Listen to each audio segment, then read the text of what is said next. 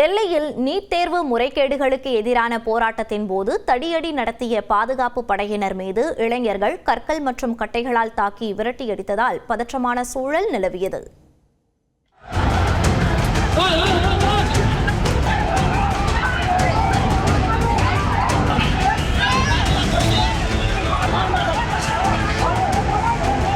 ஜந்தர் மந்தரில் துணை ராணுவ படையினருக்கும் இளைஞர்களுக்கும் இடையேயான மோதலால் அந்த பகுதியை போர்க்களம் போன்று மாறிய காட்சிகளிடையவை நீட் தேர்வு வினாத்தாள் கசிவு உள்ளிட்ட தேர்வு முறைகேடுகளுக்கு பொறுப்பேற்று மத்திய கல்வி அமைச்சர் தர்மேந்திர பிரதான் பதவி விலக வலியுறுத்தி டெல்லி ஜந்தர் மந்தரில் கரப்பான்பூச்சி ஜனதா கட்சி அமைப்பினர் தொடர் போராட்டத்தில் ஈடுபட்டு வருகின்றனர். திங்கட்கிழமையன்று நாடாளுமன்றம் நோக்கி பேரணியாக சென்ற இளைஞர்கள் மீது தாக்குதல் நிகழ்த்தப்பட்ட நிலையில் மீண்டும் ஜந்தர் மந்தர் திரும்பி போராட்டத்தை தொடர்ந்து வருகின்றனர். இந்த சூழலில் நேற்றிரவு ஜந்தர் மந்தர் அருகே உள்ள சாலையில் பாதுகாப்பு பணியில் ஈடுபட்டிருந்த காவல்துறையினருக்கும் போராட்டக்காரர்களுக்கும் இடையே திடீரென மோதல் ஏற்பட்டுள்ளது.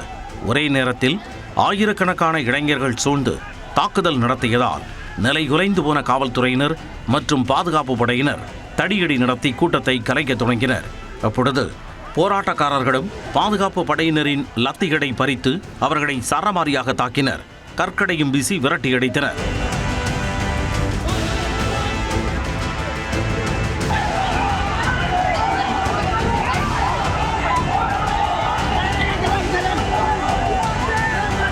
இளைஞர்களின் போராட்டத்திற்கு ஆதரவாக களமிறங்கிய நிகாங் சீக்கியர்களும் தங்களது ஆயுதங்களால் பாதுகாப்பு படையினர் மீது தாக்குதல் நடத்தினர்.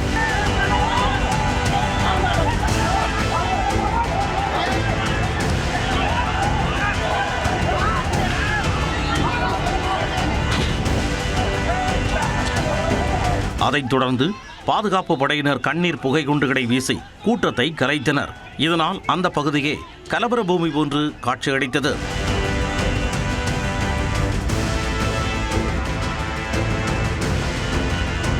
இந்த மோதலில் 2 காவல் உதவி ஆணையர்கள், காவல் ஆய்வாளர் உட்பட 5 காவல்துறையினர் காயமடைந்தனர். அதன்பின் ஜந்தர் மந்தரில் கூடுதல் காவல்துறையினர் வரவழைக்கப்பட்டு நிலைமை கட்டுக்குள் கொண்டு வரப்பட்டது. முன்னெச்சரிக்கை நடவடிக்கையாக ஜந்தர் மந்தர் உள்ளிட்ட சில பகுதிகளில் தற்காலிகமாக இணைய சேவை முடக்கப்பட்டது. இதேபோன்று கன்னாட் பிளேஸில் உள்ள டால்ஸ்டாய் மார்க்கில் போராட்டக்காரர்கள் சிலர் கற்கள் மற்றும் பாட்டில்களை கொண்டு தாக்கியதில் உதவி ஆணையர் விவேக் பகத் பலத்த காயமடைந்தார். இந்த நிலையில் டெல்லியில் செய்தியாளர்களிடம் பேசிய மத்திய சுகாதாரத்துறை அமைச்சர் JP நட்டா மாணவர்கள் போராட்டத்தை அரசியலாக்க கூடாது என்று வேண்டுகோள் விடுத்தார். தமிழ்நாடு உள்ளிட்ட பாஜக அல்லாத கட்சிகள் ஆளும் மாநிலங்களிலும் வினாத்தாள் கசிந்ததாக சாடினார். வினாத்தாள் கசிவு உள்ளிட்ட விவகாரங்கள் பற்றி விவாதிக்க மத்திய அரசு தயாராக இருப்பதாகவும் பயந்து ஓடவில்லை என்றும் கூறிய நட்டா விசாரணை விவரங்களை வெளியிடவும் தயாராக இருப்பதாக தெரிவித்தார். तमिलनाडु में बीएड के कोर्स पेपर में वहां पर जो जिसे हम कहते हैं Tamil Nadu teachers education university board, वहां भी पेपर लीक हुआ. वहां भी उस समय विपक्ष की सरकार थी. குறிப்பிட்ட சில தேர்வுகளின் பிரச்சனைகளை மட்டும் பேசும் ராகுல் காந்தி அரசியல் ஆதாயம் தேட முயற்சிப்பதாகவும் JP நட்டா விமர்சித்தார். ஒரு நிமிட செய்திகளை பார்க்கலாம். மழை பொழிவு குறைந்ததை காரணம் காட்டி தமிழ்நாட்டிற்கு தண்ணீர் திறந்துவிட கர்நாடகா மறுப்பு தெரிவித்துள்ளது. டெல்லியில் 53வது காவிரி மேலாண்மை ஆணைய கூட்டம் ஆணைய தலைவர் SK ஹல்தர் தலைமையில் நடைபெற்றது. இதில் தமிழ்நாடு சார்பில் பங்கேற்ற நீர்வளத்துறை முதன்மை செயலாளர் சத்யபிரதா சாஹூ உள்ளிட்ட அதிகாரிகள் உச்சநீதிமன்ற தீர்ப்புப்படி தமிழகத்திற்கு சேர வேண்டிய தண்ணீரை பெற்றுத்தர ஆணையத்தை வலியுறுத்தினர். ஜூன் 1 முதல் ஜூலை 19 வரை பில்லிகுண்டலுவிலும் தமிழகத்திற்கு 28.337 TMC தண்ணீர் கிடைத்திருக்க வேண்டும் என்று குறிப்பிட்ட சத்யபிரதா சாஹூ, ஆனால் வெறும் 3.442 TMC மட்டுமே கிடைத்திருப்பதால் 24.896 TMC தண்ணீர் பற்றாக்குறை ஏற்பட்டிருப்பதாகவும் தெரிவித்தார். ஜூலை 20 நிலவரப்படி மேட்டூர் அணையின் நீர்மட்டம் 36.979 TMC-யாக இருப்பதாகவும் குடிநீர் தேவைக்காக மட்டுமே 1003 கனஅடி தண்ணீர் வெளியேற்றப்படுவதாகவும் அவர் கூறினார். அதே நேரம் தங்கள் மாநிலத்தில் போதிய மழையின்மை மற்றும் வறட்சி நிலவுவதாக கூறிய கர்நாடக பிரதிநிதிகள் பெங்களூரு உள்ளிட்ட நகரங்களின் குடிநீர் தேவைக்கு அதிக தண்ணீர் தேவைப்படுவதாக தெரிவித்தனர்.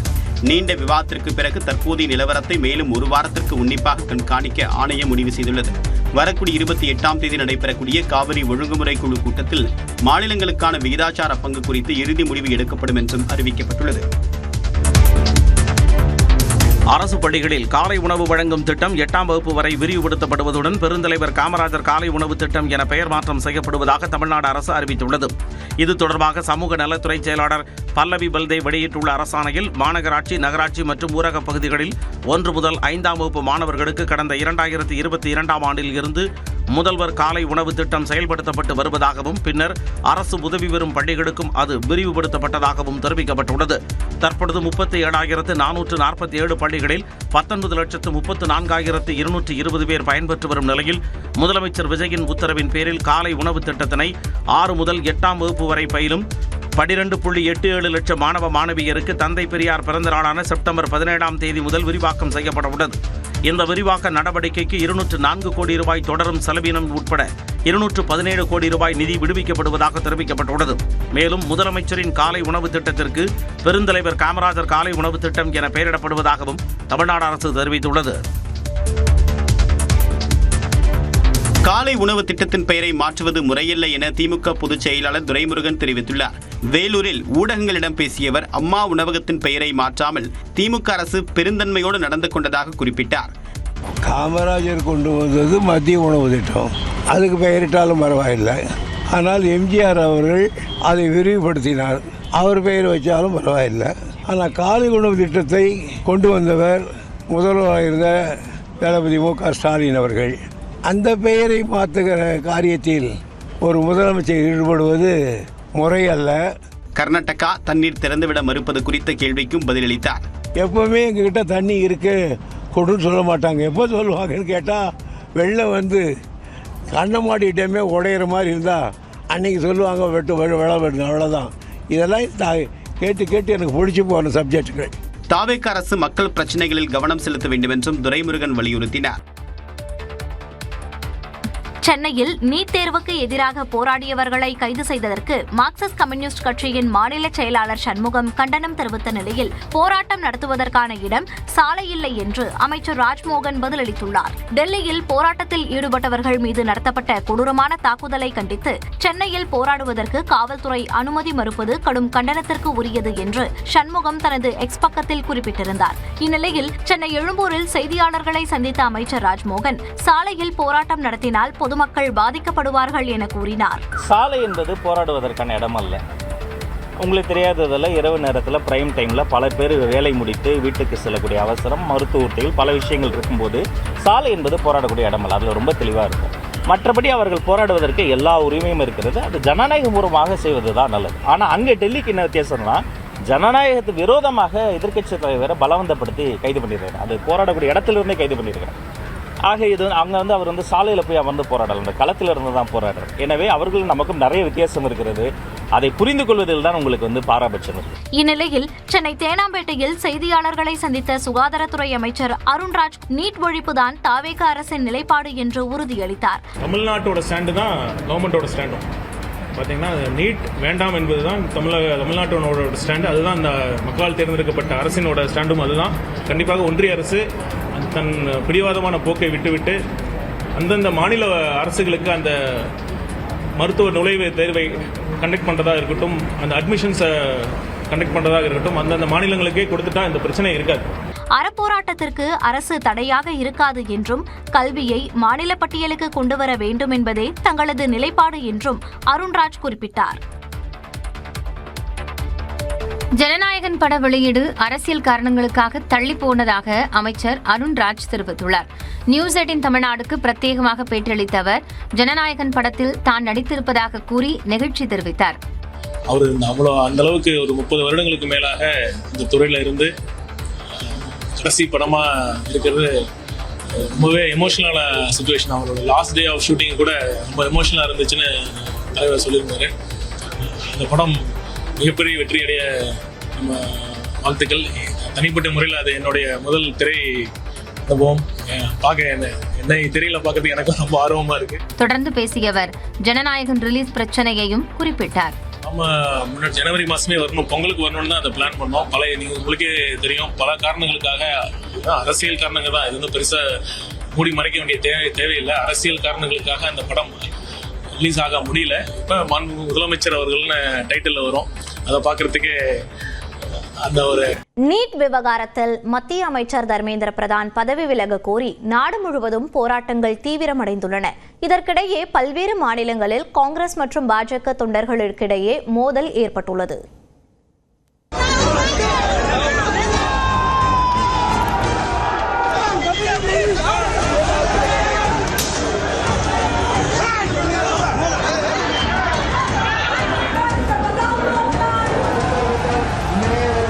நீட் தேர்வு வினாத்தாள் கசிவு உள்ளிட்ட காரணங்களுக்காக மத்திய கல்வித்துறை அமைச்சர் தர்மேந்திர பிரதானை பதவி நீக்க கோரி கரப்பான்பூச்சி ஜனதா கட்சியினரும் மாணவர்களும் இளைஞர்களும் நடத்தி வரும் போராட்டம் தீவிரமடைந்துள்ள நிலையில் அதற்கு ஆதரவாக நாடெங்கும் குரல்கள் எழுந்துள்ளன. இதேபோல் தர்மேந்திர பிரதான் பதவி விலக கோரி காங்கிரஸ் கட்சியினர் தலைநகர் டெல்லி உட்பட பல்வேறு மாநிலங்களில் போராட்டத்தில் குதித்துள்ளனர். அதே சமயம் பிரதமர் மோடியின் இல்லம் அமைந்துள்ள சாலையில் காங்கிரஸ் மூத்த தலைவர் ராகுல் காந்தி நடத்திய போராட்டத்தை கண்டித்து பாஜகவினரும் நாடெங்கிலும் போராட்ட களத்தில் இறங்கினர். இதில் பல இடங்களிலும் மோதலும், சில இடங்களில் மோதல் முற்றி வன்முறையும் வெடித்தன. பீகார் தலைநகர் பாட்னாவில் பாஜகவினரும் காங்கிரஸ் கட்சியினரும் கடுமையாக மோதிக்கொண்டனர்.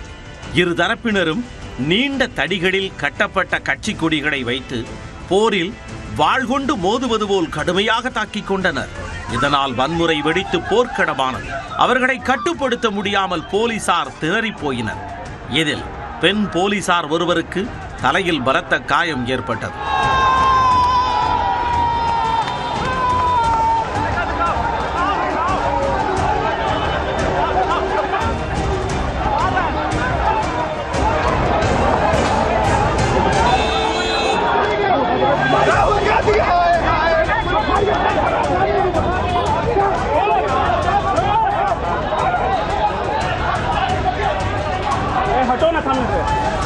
பின்னர் போலீசார் தடியடி நடத்தி இரு கட்சிகளையும் சேர்ந்த போராட்டக்காரர்களை கலைத்தனர். தெலுங்கானா தலைநகர் ஹைதராபாத்தில் கட்சி தலைமையகமான காந்தி பவனில் இருந்து ஆளுநர் மாளிகையை முற்றுகையிட அமைச்சர்கள் தலைமையில் காங்கிரஸ் கட்சியினர் ஊர்வலம் சென்ற பொழுது போலீசார் தடுத்து நிறுத்தினர். அதே நேரத்தில் தங்கள் தலைமையகத்தில் இருந்து காங்கிரஸ் தலைமையகத்தை முற்றுகையிட பாஜகவினர் வந்தனர். அப்பொழுது இருதரப்பிலும் மோதல் வெடித்தது. இருதரப்பினரும் மாறி மாறி கற்கள் மட்டும் கட்டையால் தாக்கிக் கொண்டனர். அந்த இடமே கலவர பூமி போல் காணப்பட்டது.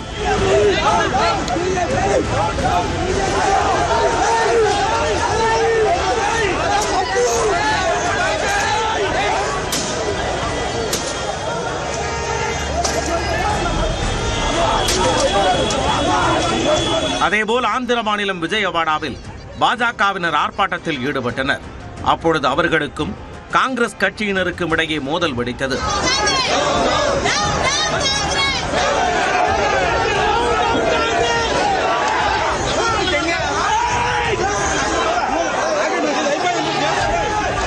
உத்தரப்பிரதேச தலைநகர் லக்னோவில் காங்கிரஸ் அலுவலகத்திற்கு பாஜகவினர் வந்தால் தாக்குவோம் என மூத்த பெண் உறுப்பினர்கள் தடிகளுடன் காத்திருந்தனர்.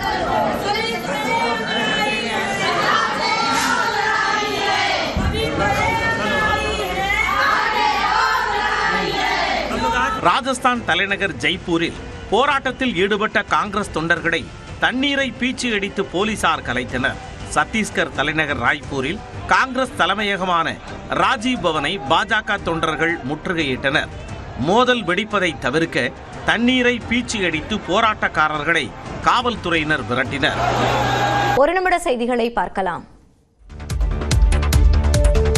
மேற்கு தொடர்ச்சி மலை மாவட்டங்களில் வரக்கூடிய 28ஆம் தேதி வரை மிதமான மழைக்கு வாய்ப்பிருப்பதாக வானிலை ஆய்வு மையம் கணித்துள்ளது. தமிழக கடலோர பகுதிகளில் கீழ்மட்ட வளிமண்டலத்தில் ஒரு பலவீனமான காற்றழுத்த தாழ்வு பாதை நிலவுகிறது. இதன் காரணமாக தமிழகத்தின் ஓரிரு இடங்களிலும் புதுச்சேரி மற்றும் காரைக்கால் பகுதிகளிலும் இன்றும் நாளையும் பலத்த காற்றுடன் மிதமான மழை பெய்யக்கூடும் என்றும் தெரிவிக்கப்பட்டுள்ளது. மேற்கு தொடர்ச்சி மலை மாவட்டங்களில் வரக்கூடிய 28ஆம் தேதி வரை பலத்த காற்றுடன் மிதமான மழை பெய்யும் என்றும் ஏனைய தமிழக இடங்களில் லேசானது முதல் மிதமான மழைக்கு வாய்ப்பிருப்பதாகவும் கணிக்கப்பட்டுள்ளது. சென்னையில் இன்று வானம் ஓரளவு மேகமூட்டத்துடன் காணப்படும் என்றும் தெரிவித்துள்ள வானிலை ஆய்வு மையம் மாலை அல்லது இரவு நேரங்களில் நகரின் ஒரு சில பகுதிகளில் மிதமான மழைக்கு வாய்ப்பிருப்பதாகவும் தெரிவித்துள்ளது. வெயிலை பொறுத்தவரையில் வரக்கூடிய 26ஆம் தேதி வரை உள் தமிழகத்தில் அதிகபட்ச வெப்பநிலை 3 டிகிரி செல்சியஸ் இயல்பை விட அதிகமாகவும் ஏனைய தமிழகம், புதுச்சேரி மற்றும் காரைக்கால் பகுதிகளில் இயல்பை ஒட்டியும் இருக்கக்கூடும் என்றும் தெரிவித்துள்ளது.